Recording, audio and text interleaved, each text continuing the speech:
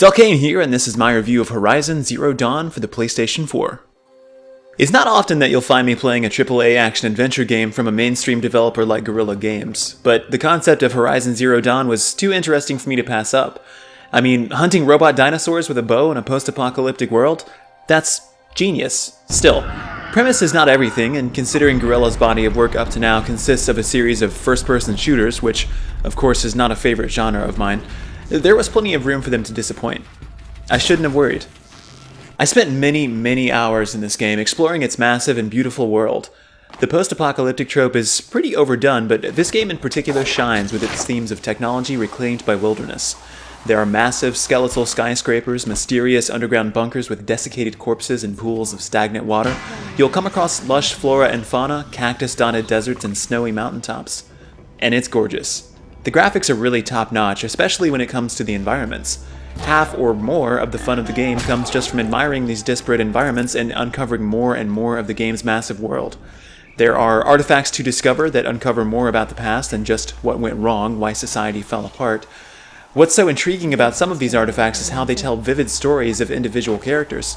The vantage points that Aloy discovers in several out-of-the-way locations recount the experiences of a single individual from before everything fell apart. He's a drug-addled Air Force pilot looking to make amends with his mother after her passing. You'll come across many audio recordings of individuals from before they perished, before machines ravaged the Earth. Many of these characters are memorable and interesting without ever having to appear on screen. On top of all these beautiful environments of rusted-out architecture and ruins of the old world is the game's more bizarre and important element, robots that look like animals. These are machines of mysterious origin that mimic the behavior of the animals they're meant to resemble. There are fearsome and aggressive sawtooths made entirely of metal and gears that resemble saber-toothed tigers. Amusingly, there are even robots that resemble more benign creatures like deer or horses. Grazers, for instance, tend to congregate together in herds. When disturbed, they disperse, allowing you to retreat or to hunt stragglers. On the other hand, machines like snapmaws and sawtooths will pursue you mercilessly if provoked. Some machines will fire lightning, lasers, or hurl bombs, whereas others will charge you and swipe at you with metallic paws. Some machines will wade through the water, others will gallop, and still others fly and pelt you with ice crystals. Although you will only run into 20-some-odd machines during the course of the game, none feel like filler. Each is distinctive. I spent 85 hours of my time on Horizon Zero Dawn. According to what I've heard, this is a lot longer than what others have spent, even among those who have platinumed the game like I have.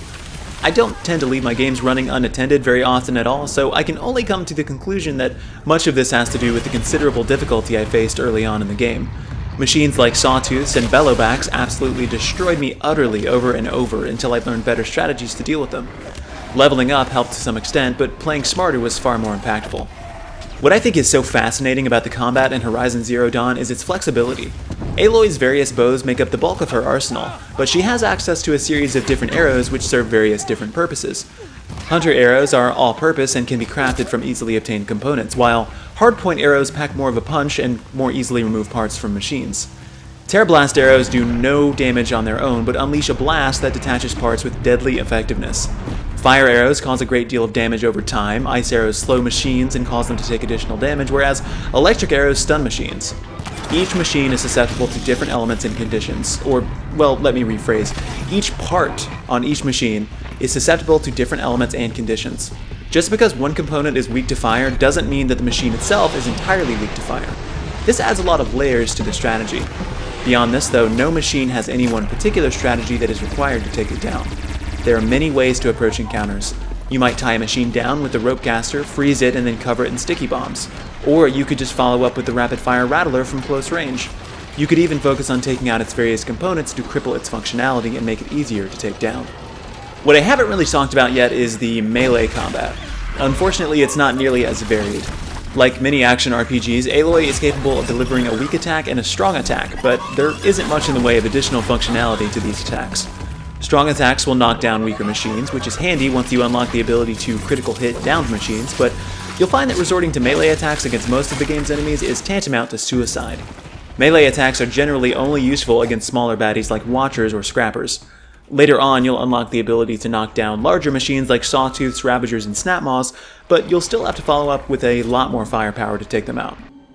Aloy is a wonderfully capable character, but her inimitable strengths are just a tad too numerous. There are very few occasions where Aloy encounters insurmountable odds or is humbled by the dangers she encounters. She is almost always wiser and more powerful than everyone she meets, including the scores of NPCs for which she runs innumerable errands. Her dealings with most of these quest givers frequently descend into self-satisfying snark, most of which proves beyond a shadow of a doubt that there is simply no one smarter than Aloy. Of course, her capabilities don't necessarily extend to actual combat, where this player in particular felt harried by just about every combat encounter. Horizon has a lot of quests, most of which are pretty well done. As could be expected, many of these quests send Aloy off to vanquish a group of machines, but just as many others require you to track and find NPCs, solve mysteries, liberate bandit camps, scale mountains and ruins, or, in the case of just a few, solve some minor puzzles. All of these side quests involve interaction with a series of mostly pretty interesting characters and help out to flesh out the mysterious and dangerous world of Horizon. You'll learn about the various tribes that inhabit the area, including the matriarchal Nora, from which Aloy herself is outcast, the isolated Banuk, the inventive Oseram, and the advanced Karja tribe ruled by Sun King Avad. During the course of Horizon's story, you'll find a series of buried bunkers and research facilities filled with just enough preserved data to keep you wondering, but not enough to outright explain what's going on.